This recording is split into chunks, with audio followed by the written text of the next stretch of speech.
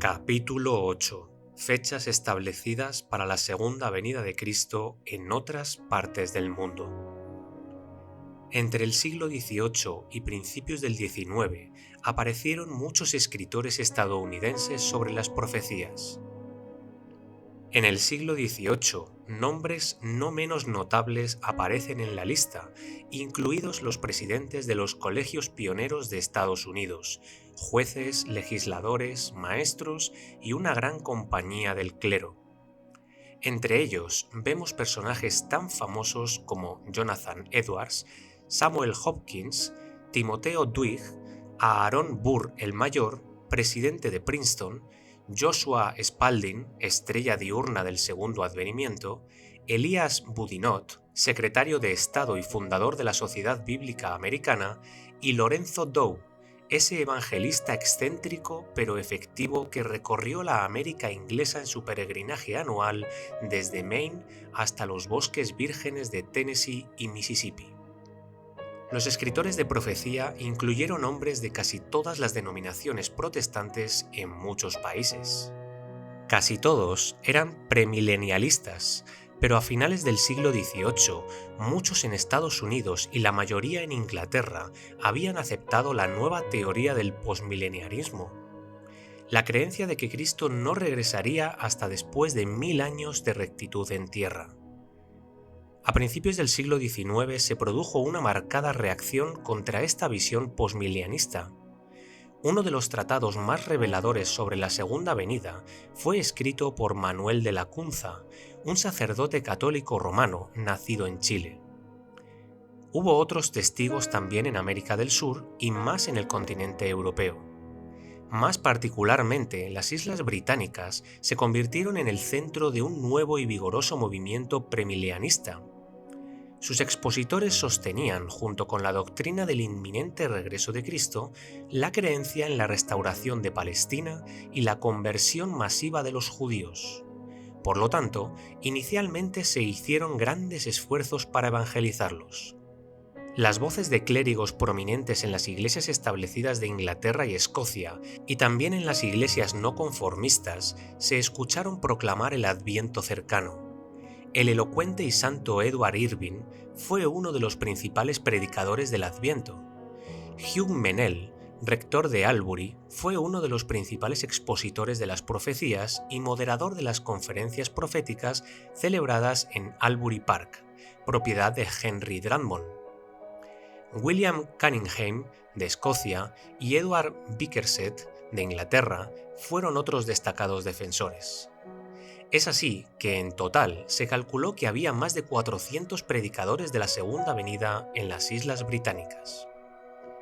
Como la dispersión de las semillas aladas de un gran árbol, el mensaje del Rey venidero se arremolinaba sobre la cristiandad, y a través de la distribución de literatura por comerciantes y mensajeros como Joseph Wolfe, penetró en tierras malometanas y paganas.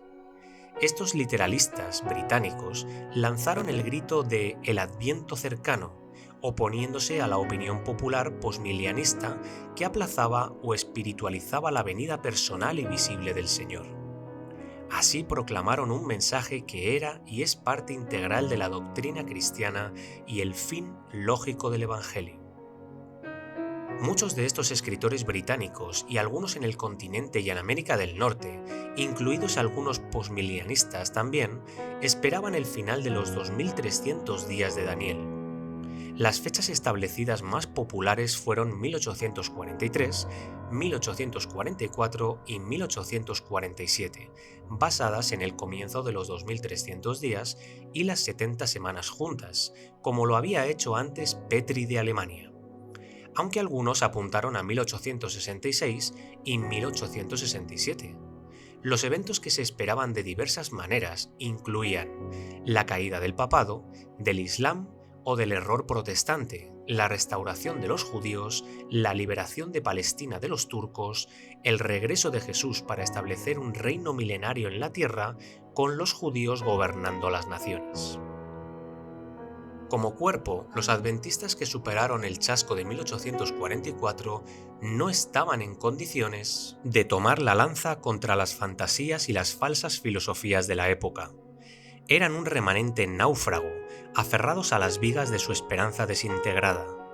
El segundo advenimiento había sido su estrella de promesa en la oscuridad del mundo inicuo en el que se encontraban. Para ellos era inimaginable cuánto más perverso, cuán diabólicamente ingenioso en violencia, perfidia y vergüenza podía llegar a ser ese mundo. El fracaso de su predicción del fin del mundo les provocó un íncubo de agonía. El mundo se burló, su fe se estremeció, solo podían pensar en su situación. No es de extrañar, entonces, que hubo un periodo de caos en los años inmediatamente posteriores a su decepción. Algunos, en quienes la palabra había echado raíces superficiales, cayeron, pero quedó una buena compañía que mantuvo su fe, aunque con temblor y temor.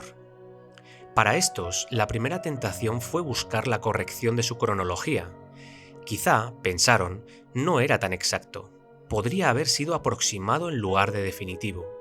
O tal vez hubo algún error oculto en el cómputo o en las fechas iniciales en las que se basó su interpretación. Salieron grupos de búsqueda para encontrar la falla, y este y aquel informaron que habían hecho el gran descubrimiento. De ahí que algunos establecieron nuevos tiempos para el Adviento. El primero fue el año siguiente, 1845, después 1846, 1849. Un intervalo de 3 años fue seguido por predicciones de 1850 y 1851. Después siguió 1854, 1866 y así hasta el final 1877. Pero estos atrajeron solo porciones de creyentes en el segundo advenimiento. La mayoría palpó desconcertada. En el crepúsculo que había descendido se necesitaba una luz clara.